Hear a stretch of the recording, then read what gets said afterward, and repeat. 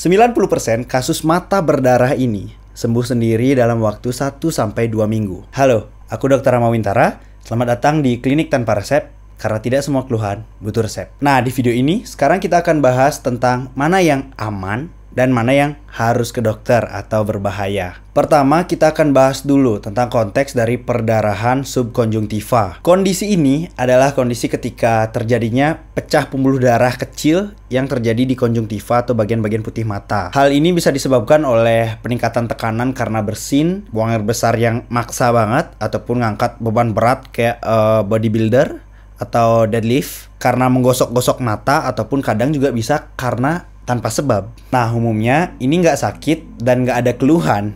Biasanya itu penglihatan juga masih normal.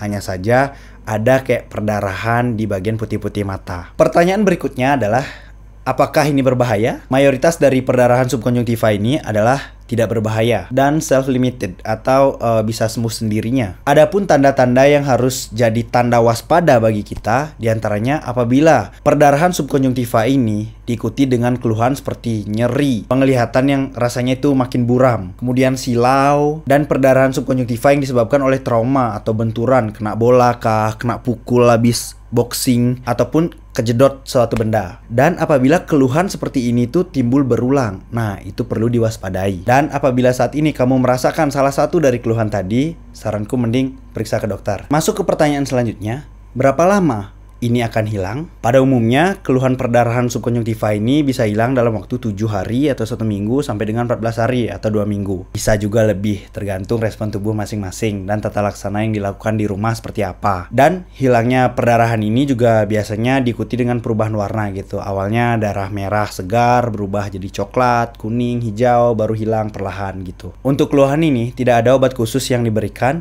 Ini cukup fokus ke rasa nyaman aja. Bagaimana cara kita mempertahankan kondisi agar tetap nyaman, penglihatan aman, itu udah cukup.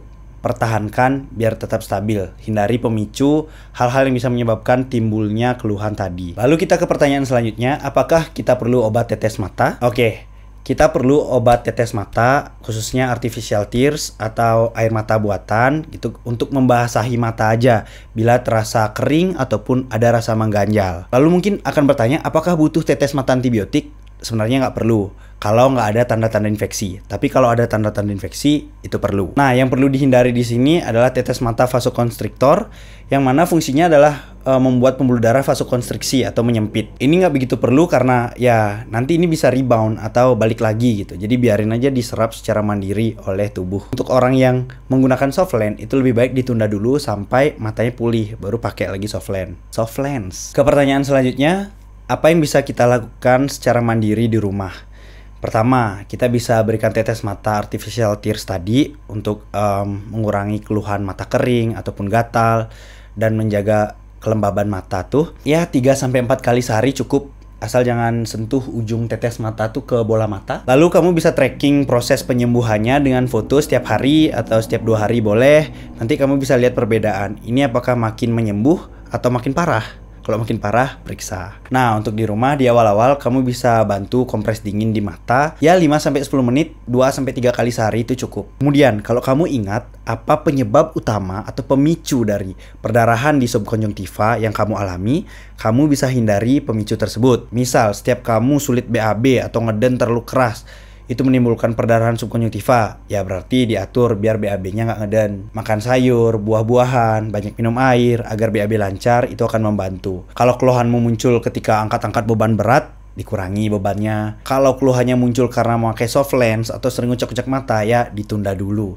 Jangan dilakukan aktivitas-aktivitas tersebut. Kalau misalnya keluhan kamu itu muncul Toke. Kalau keluhanmu itu muncul tanpa diawali kegiatan-kegiatan tadi, kamu bisa review obat-obat yang kamu minum rutin, entah itu obat pengencer darah, NSAID, atau obat-obat lain. Catat, awasi, perhatikan efek setelah minum obat itu. Kalau punya riwayat tekanan darah tinggi, apalagi usia sudah dewasa atau tua, ya dicek. Karena darah tinggi harus terkontrol.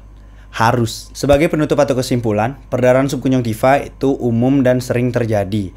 Yang perlu diwaspadai adalah tanda-tanda waspada, seperti tadi, pandangan buram, silau, dan juga ada diawali disebabkan oleh trauma, itu langsung aja periksakan. Kalau misalnya ini anak-anak, langsung periksa aja untuk dapat pemeriksaan menyeluruh. Sekali lagi, kalau ada menggunakan obat pengencer darah ataupun punya riwayat tekanan darah tinggi ataupun keluhan ini berulang, segeralah periksakan ke dokter. Itu aja untuk video kali ini. Sampai jumpa di Klinik Tanpa Resep, karena tidak semua keluhan butuh resep.